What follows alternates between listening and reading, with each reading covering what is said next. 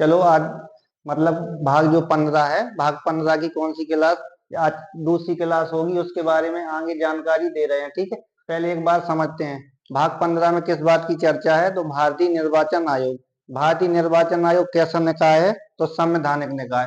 भारतीय निर्वाचन आयोग का गठन कब किया गया था, तो 25 जनवरी 1950। ठीक है, वो तुमसे क्वेश्चन पूछेगा कि वोट मतलब मत देने का अधिकार कैसा अधिकार है, तो राजनीतिक या संवैधानिक। ठीक है, अब वोट देने की वर्तमान में उम्र कितनी है, जो भारतीय नागरिक होगा, तो प्रत्येक व्यक्ति कितनी उम्र होना चाहिए, 18 साल। पहले मतलब पहले 21 साल थी, 21 साल से घटा के अब कितनी कर दी गई है, 18 साल। कितनी कर दी गई है, 18। ठीक है, अब ये कब की थी, तो 61वां संविधान संशोधन हुआ था। कौन सा संविधान संशोधन, 61वां संविधान संशोधन 1989। ठीक है, ये याद रखना, 61वां संविधान संशोधन आपको 21 से कितनी उम्र कर दी, 18। जो व्यक्ति भारतीय होगा, 18 साल की उम्र पूरी कर चुका होगा, वो अपना मत दे सकता है। ठीक है, मतदाता दिवस कब मनाते हैं, 25 जनवरी। पहले निर्वाचन आयोग बता चुके थे, कौन थे, सुकुमार सेन। अब आगे हम देखते हैं, आगे देखना तुम, आगे ये कह रहा है निर्वाचन का नियंत्रण।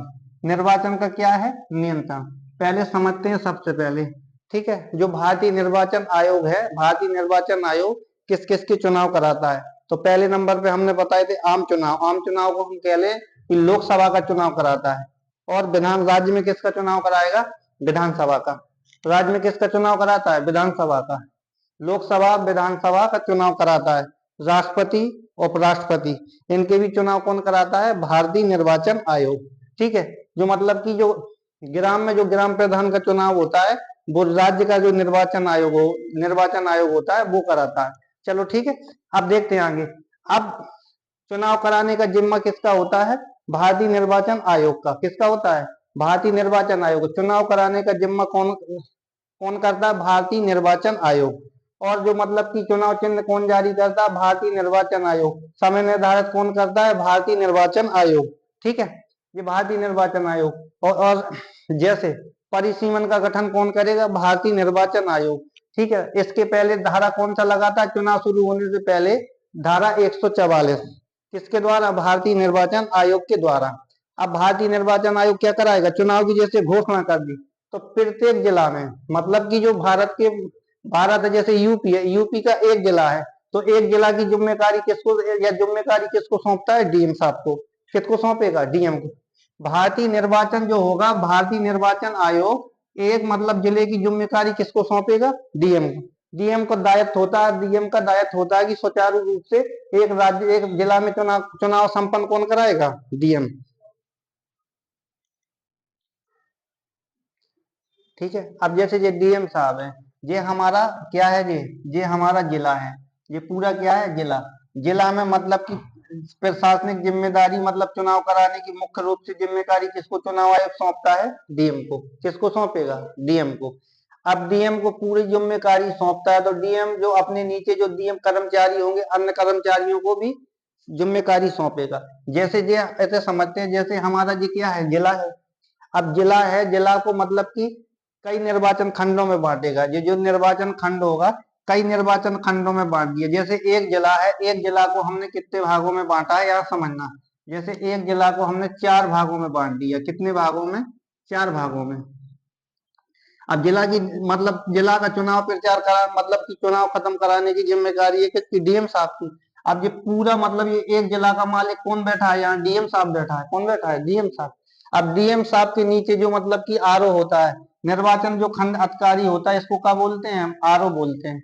या समीक्षा अधिकारी, कौन बोलेंगे हम, समीक्षा अधिकारी। अब समीक्षा अधिकारी चार चार निर्वाचन खंडों में एक जिला को बांटा है हमने। एक निर्वाचन खंड हो गया है, और एक दूसरा ये है, एक दूसरा ये निर्वाचन खंड है, एक तीसरा निर्वाचन खंड है, और एक जो कौन है, ये चौथा निर्वाचन खंड है। अब 4 निर्वाचन खंडों में डीएम तो पूरे जिले का मालिक है, और जो मतलब एक निर्वाचन खंड में कौन बिठा देता है, आरओ। कौन बिठा लेगा, आरओ। ठीक है, आरओ बिठा देगा। आरओ के नीचे है, आरओ के नीचे एक जो खंड होगा, निर्वाचन खंड।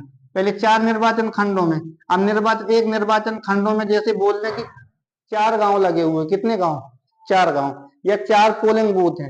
एक पोलिंग बूथ ये है, एक पोलिंग बूथ ये है, एक पोलिंग बूथ, 2 पोलिंग बूथ, और तीसरा पोलिंग बूथ है, और ये चौथा पोलिंग बूथ है। चारों पोलिंग बूथों में आरओ किसको जिम्मेदारी सौंपता है, मतलब कि पीठासीन अधिकारी को। किसको सौंपेगा, ये पोलिंग बूथ इंचार्ज होता है, इसी को क्या बोलते हैं हम, इसी को बोलेंगे पीओ। ठीक है, इसको पीओ या पीठासीन अधिकारी किसको जिम्मेदारी सौंपता है, मतलब पीठासीन अधिकारी को। किसको, पीठासीन।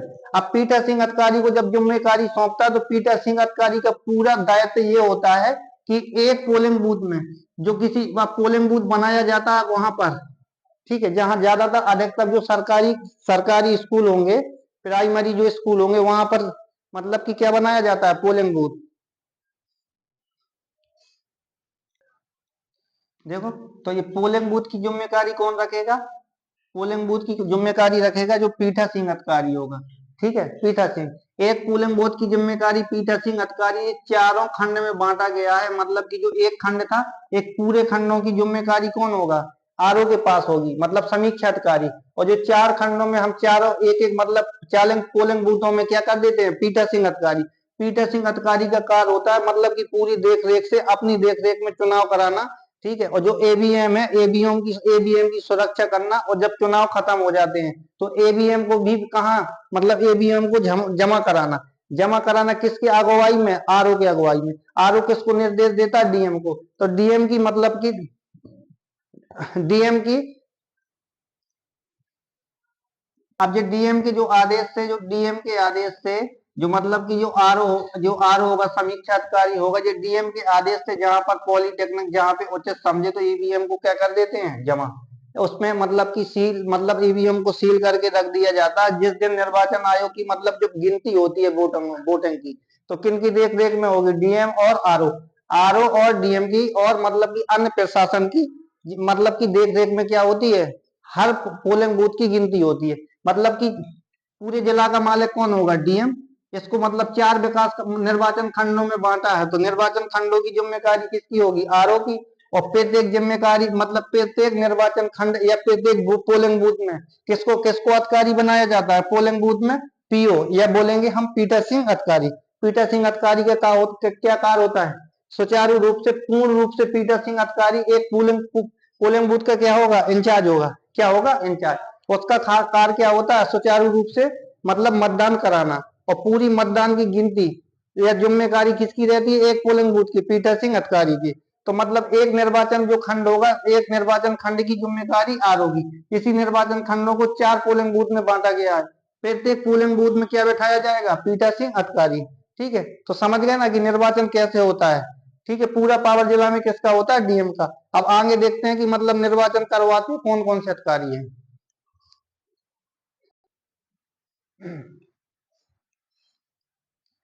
अब आगे देखते हैं, देखो ये पोलिंग बूथ क्या होते हैं, पोलिंग बूथ कर्मचारी।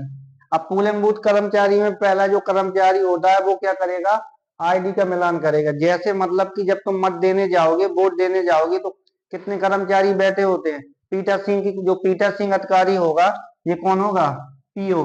ये इसको क्या बोलते हैं, जो पीठासीन होता है, जो पीठासीन अधिकारी होगा, पीठासीन अधिकारी। ये पीठासीन अधिकारी का खाली कार्य रहता है कि जब एक मतलब कोई स्कूल में कितने पोलिंग बूथ बनाए गए, प्रत्येक पोलिंग बूथ में कितने कर्मचारी होंगे, 3 कर्मचारी होंगे। जब पहले कर्मचारी के पास आप मत देने जाओगे तो पहले वाला जो कर्मचारी होगा, पहले तुम्हारी जो आईडी कार्ड है, वो आईडी कार्ड क्या करता है, चेक करता है। आईडी कार्ड चेक करेगा, अगर तुम्हारी आईडी सही है तो आगे दूसरे कर्मचारी को भेजेगा। अब जो दूसरे का कर्मचारी है, वो तुम्हारी आईडी लिखेगा। आईडी लिख के मतलब रजिस्टर में चढ़ाएगा, और जो आईडी नंबर है किसका का नोट कर देगा। ठीक है, क्या करेगा, नोट करेगा। फिर नोट करने के बाद तुम्हारे अंगूठे में क्या लगा देता है, इस वाली उंगली में, इस उंगली में क्या लगा देगा, स्याही लगा देगा। स्याही लगा देगा, आगे तीसरे व्यक्ति के पास भेजेगा। जब तीसरे व्यक्ति के पास भेजेगा तो वो उसका कार्य क्या होता है, ईवीएम को पावर या सप्लाई देना। क्या देना, ईवीएम को पावर या सप्लाई देगा। तो ईवीएम को पावर या सप्लाई देगा, तो फिर अपन उस मशीन पे जिसमें मतलब कि जिस चुनाव चिन्ह पे अपन को मोहर लगानी है, वही वाला बटन क्या करेंगे, वो वाला बटन दबा देंगे। अगर तुम्हें किसी की इच्छा नहीं है कि कोई भी प्रत्याशी को हम मत दें, कांग्रेस, बीजेपी, मायावती, कोई भी हो, अन्य पार्टियां हो, मतलब कि उसमें हमें किसी को मत नहीं देना, तो एक ऑप्शन होता है वहां पर, किसका होता है, नोटा का। तो आप नोटा में भी दबा सकते हैं।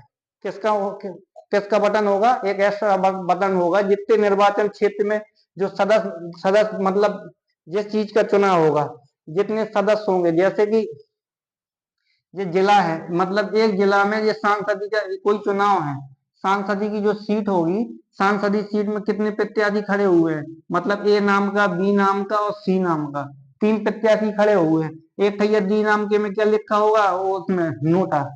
जो तुम्हारी ईवीएम मशीन होगी, अगर इस बी प्रत्याशी को तुम पसंद नहीं करते हो, इस बी नाम के प्रत्याशी को भी पसंद नहीं करते हो, और सी नाम के भी प्रत्याशी को पसंद नहीं करते हो, तो किस व्यक्ति पे किस पे नाम वोट मोहर लगा सकते हो? नोटा पर। किसमें लगा सकते हो? नोटा पे। तो कर्मचारी, पहला जो कर्मचारी होगा वो क्या करता है? आईडी में लाता है, ठीक है। दूसरा नंबर, आईडी की जो नंबर होगा वो चलाएगा और तुमको स्याही। और जो तीसरा व्यक्ति होगा, ईवीएम पे को कर देगा, सप्लाई दे देता है, मतलब पावर देगा। फिर तुम्हें वोट देने के लिए क्या है, बोलेगा कि जो चीज में इच्छुक है तो आप अपनी मत दे सकते हैं। और बाकी एक होता है जो ये सरकारी नहीं होता, ये प्राइवेट होता है।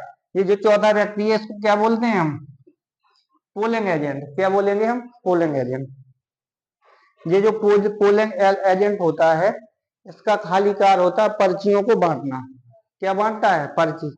मतलब कि ये पोलिंग जो एजेंट होगा वो किसका होता है? जो मतलब कि किसी सब तीन पार्टी हैं, ए पार्टी है, बी पार्टी, सी पार्टी, इनके मतलब इनका इनका कार्यकर्ता होता है। ये खाली मतलब वार्ड वाइज वार्ड क्या निकालते हैं? पर्ची। किसी भी मतदाता को अगर पर्ची नहीं मिली है तो ये पर्ची, या वो पर्ची ढूंढ के फाइल में जो जो फाइल होगी, जो मतलब की जो फाइलें आती हैं, या तो उसमें क्या ढूंढता है? ये उसका नाम ढूंढ के पर्ची काट के दे देगा। उसी पर्ची से तुम जो मतदाता होता है उसको क्या मिल जाता है? मत देने के लिए।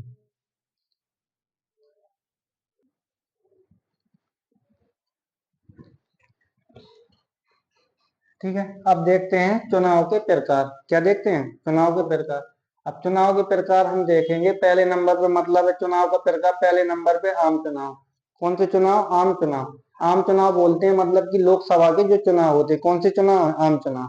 आम चुनाव है मतलब कि कितने साल के लिए? 5 साल के लिए चुनाव होते हैं। जैसे कि अभी मतलब कि जो चुनाव हुआ था, ठीक है, अभी मतलब कि किसका चुनाव हुआ था? 2024 में लोकसभा का चुनाव, जिसमें मोदी जी क्या तीसरी बार प्रधानमंत्री बने। वो कौन सा चुनाव है? आम चुनाव।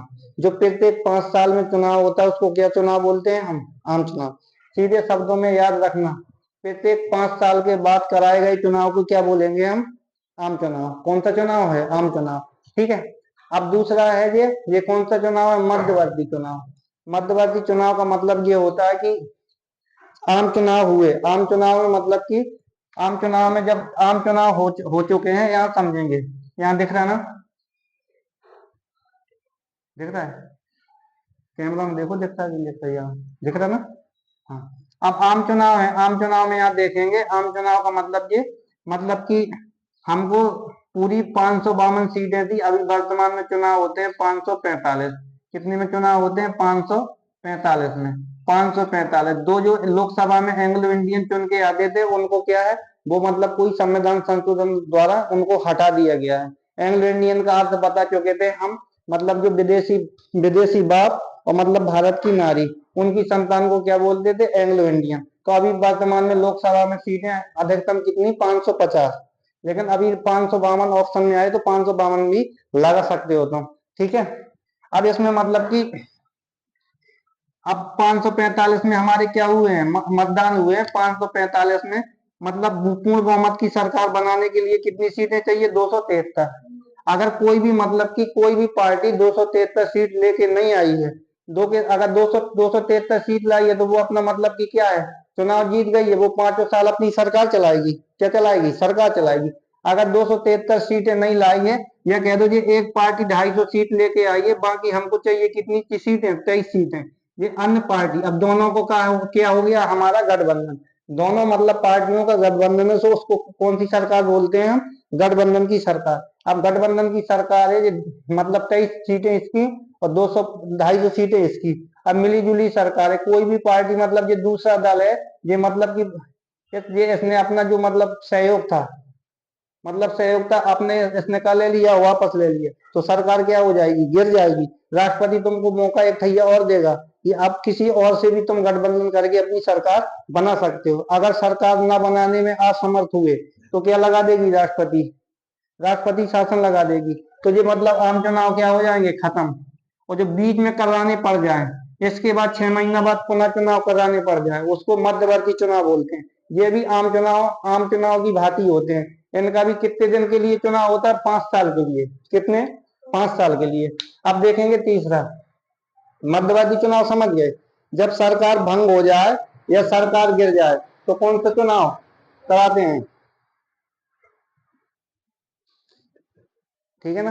तो कौन सा चुनाव कराएंगे हम, मध्यवर्ती चुनाव। अब उपचुनाव का मतलब ये होता है कि उपचुनाव का मतलब कि कोई भी, मतलब कि एक 5 साल का कार्यकाल है, कोई भी सांसद या विधायक है 3 साल कार्यकाल के कार कार किया है, या उसने मतलब कि अपने पद से क्या है, मतलब ये लोकसभा चुनाव है या राज्यसभा, समझ रहे यहाँ से, मतलब कि विधायक है, विधायक, या ये समझना उपचुनाव। अब यह सांसद है, या क्या है, सांसद, किसी क्षेत्र से विधायक है या सांसद है। अगर उसने मतलब कि कोई एक साल, 2 साल, 3 साल, ठीक है, 3 साल अपना मतलब कार्यकाल पूरा किया, इसके बाद उसकी या तो मृत्यु हो गई या उसने अपने पद से क्या दे दिया, इस्तीफा, तो मतलब जो जो शेष कार्यकाल, ये लोकसभा का शेष कार्यकाल अगर 1 साल बचा हुआ है तो 1 साल के लिए क्या कराने पड़ेंगे, आम चुनाव। सॉरी, इसको क्या बोलते हैं, हाँ, उपचुनाव। क्या बोलते हैं हम, उपचुनाव। उपचुनाव का मतलब होता है जो शेष कार्यकाल बच जाता है उसके लिए चुनाव कराया जाता है। जैसे कि उदाहरण के तौर पे, जैसे राहुल गांधी मतलब कि बरेली से और बाय नॉट से सीट, दोनों सांसद की सीट जीता था। अभी वर्तमान में एक एक सीट से क्या दे दिया उसने, इस्तीफा दे दिया। तो वहां उसकी बहन लड़ी थी प्रियंका गांधी, तो वो चुनाव बाय नॉट से जीत गई। वो कौन सा चुनाव हुआ है, उपचुनाव। कौन चुनाव हुआ, उपचुनाव। अब देखेंगे, ये होता है प्रॉक्सी मतदान। प्रॉक्सी मतदान समझेंगे, ठीक है। प्रॉक्सी मतदान का मतलब क्या होता है, प्रॉक्सी मतदान का मतलब ये होता है कि कोई भी भारतीय नागरिक, अगर वो भारत में मतदाता है, अगर कर्मचारी है, विदेश में या नौकरी कर रहा है, या विदेशी कंपनी में कोई मतलब की कार्य कर रहा है, अगर वो मत देने के लिए भारत आने में किसी कारणवश असमर्थ है, तो उसके जगह किसी अन्य व्यक्ति को मत देने का अधिकार दे दिया जाता है उसकी जगह। मतलब उसका मत देने के लिए कोई अन्य व्यक्ति दे सकता है। उसको कौन सा चुनाव बोलते हैं हम, उसको कौन सा मतदान बोलते हैं, प्रॉक्सी मतदान। क्या बोलते हैं, प्रॉक्सी मतदान। अब ये प्रत्यावर्ती का अधिकार देखेंगे। प्रत्यावर्ती मतदान का अधिकार का मतलब ये होता है कि मतलब कि अभी ये मतलब कि ना विधानसभा में लागू, ना राज्यसभा मतलब लोकसभा में लागू, ये ग्राम पंचायतों में लागू है। कि अगर कोई भी कैंडिडेट को, अगर शायद कोई भी ग्राम पंचायत से प्रधान निर्वाचित किया गया है, अगर वो अच्छे से काम नहीं कर रहा, अगर जनता को ये समझ में आ रहा है कि जो जिस कैंडिडेट को हमने चुना था वो अच्छे से काम नहीं कर रहा उस पंचायत क्षेत्र में, तो उसको दोबारा मत डाल के उसको मतलब क्या है, पद से हटा दिया जाता है। उसी को कौन सा चुनाव बोलते हैं, तो प्रत्यावर्ती का अधिकार। तो समझ गए ना कि चुनाव के प्रकार कितने होते हैं। अब ये आगे देखना इसके,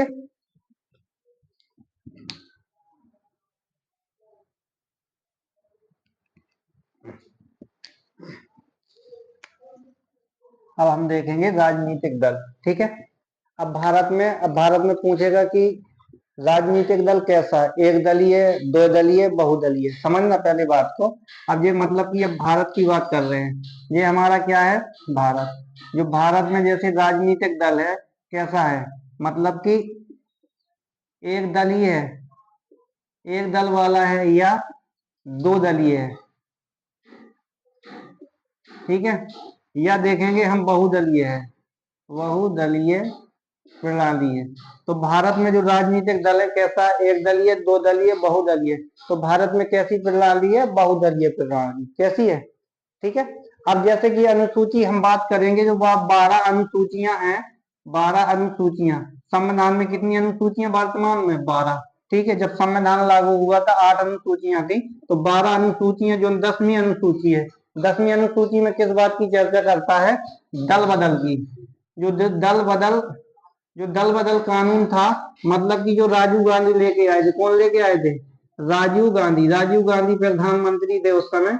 कब थे, 1985, कब थे, 1985 में, ठीक है। अब ये है जो मतलब कि 12वीं अनुसूची, 12 अनुसूची में एक 10वीं अनुसूची है, उसमें किस बात की चर्चा है? दल बदल की। अब दल बदल कानून लेके कौन आया था? राजीव गांधी। कब लेके आया था? 1985। अब दल बदल का मतलब है कि कोई भी पार्टी का नेता किसी अन्य पार्टी में शामिल नहीं हो सकता है। कब ले आए थे कानून? 1985 में। ठीक है। अब संविधान संशोधन की बात करेगा तो 52 में जो संविधान संशोधन किया गया था, कौन सा किया गया था? 52 में संविधान संशोधन। अब जैसे भारत में पूछेगा कि भारत में कितने दलीय पार्टी है, तो भारत में बहुदलीय पार्टी है। कैसी है? मतलब बहुदलीय। कम से कम की अगर क्षेत्रीय दलों की बात की जाए, अन्य दलों की, क्षेत्रीय दलों की, तो 4000 के समथिंग है। ठीक है। राष्ट्रीय पार्टी है तो राष्ट्रीय पार्टी देखेंगे, बस जो राष्ट्रीय पार्टी है, राष्ट्रीय पार्टियों की संख्या वर्तमान में 6। राष्ट्रीय पार्टी कैसी पार्टी? राष्ट्रीय पार्टी। तो इसके बाद अभी देखते हैं हम राष्ट्रीय पार्टी। तो पहले समझ गए कि राजनीतिक दल कैसा है भारत में? बहुदलीय राजनीतिक प्रणाली है। अब समझते हैं राष्ट्रीय पार्टी।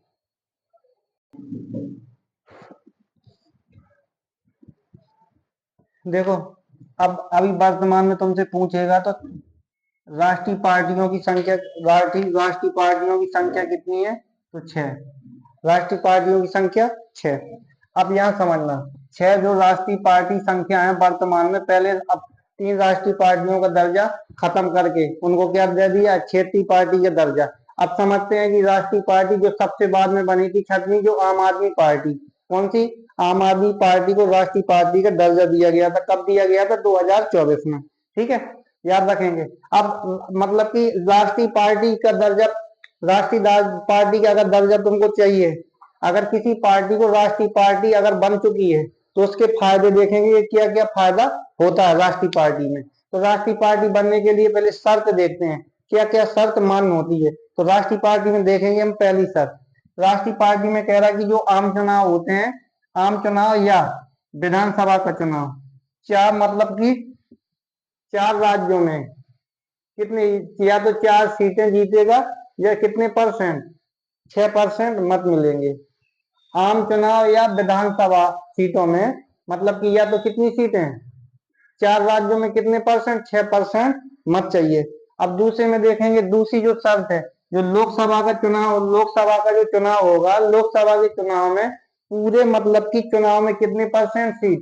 2% सीट पर जीतता है, और कम से कम कितने राज्यों में? 3 राज्यों में। तो उसे मतलब कि जो क्षेत्रीय पार्टी है, जो राज्य पार्टी, उसको किस पार्टी का दर्जा दे देंगे हम? राष्ट्रीय पार्टी का। किस पार्टी का? राष्ट्रीय पार्टी। अब तीसरा चुनाव, ये तीसरी शर्त कह रहा कम से कम 4 राज्यों में या राज्य पार्टी या क्षेत्रीय पार्टी का दर्जा प्राप्त कर चुकी हो 4 राज्यों में। जैसे कि या चौथी शर्त है कि पूरे में कितने मतलब कि या लोकसभा का चुनाव हुआ तो कम से कम कितने मत पाए हो? 8% मत पाए हो। तो तीन शर्तों में से कोई भी अगर शर्त मानती है, कोई भी राज्य क्षेत्रीय पार्टी अगर 3 शर्त में से एक शर्त कोई पूरी कर लेती है, तो उसको क्या दे देंगे हम? मतलब राष्ट्रीय पार्टी का दर्जा दे देंगे। मतलब कम से कम 4 राज्यों में पार्टी का दर्जा मिलेगा। कितने परसेंट? कम से कम जो 4 राज्यों में कितने परसेंट होना चाहिए मत? हाँ, तो समझना, कम से कम 4 राज्यों में क्षेत्रीय पार्टी का दर्जा मिल चुका हो, क्षेत्रीय पार्टी कह लो या राज्य पार्टी का, तो उसको हम क्या, कौन सी पार्टी बना देंगे? उसको हम बना देंगे कौन सी पार्टी? राष्ट्रीय पार्टी।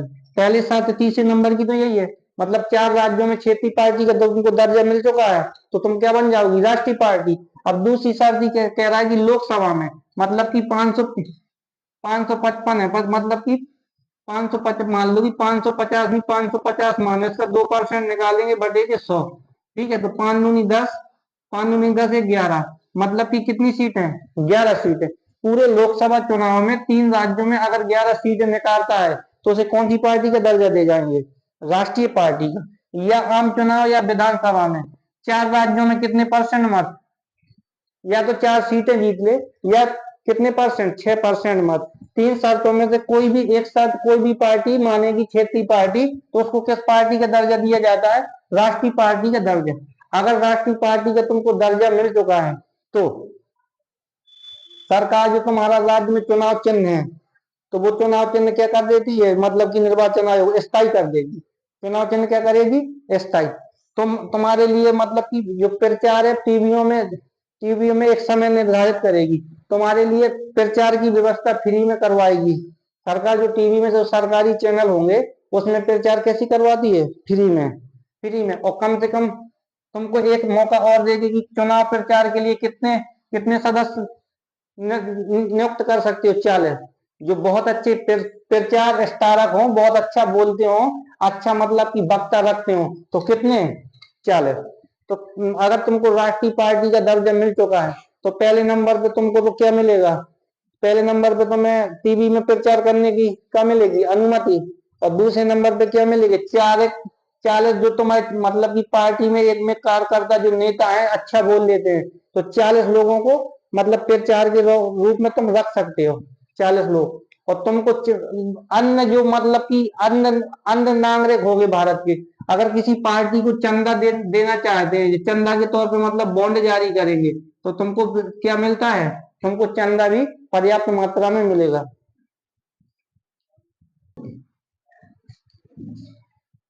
हाँ समझ गए ना, समझ गए।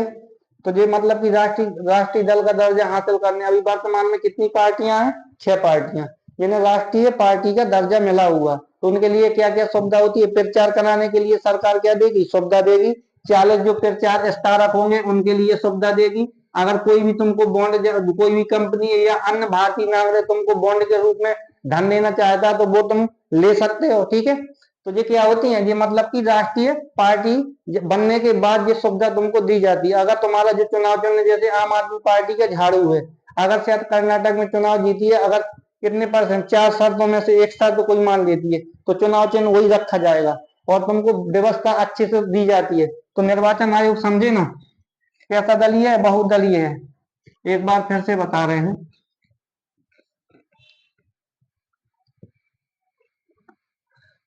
तो निर्वाचन आयोग में समझना, पहले भाग तुम बताएगा, भाग कौन से में है, भाग 15 में।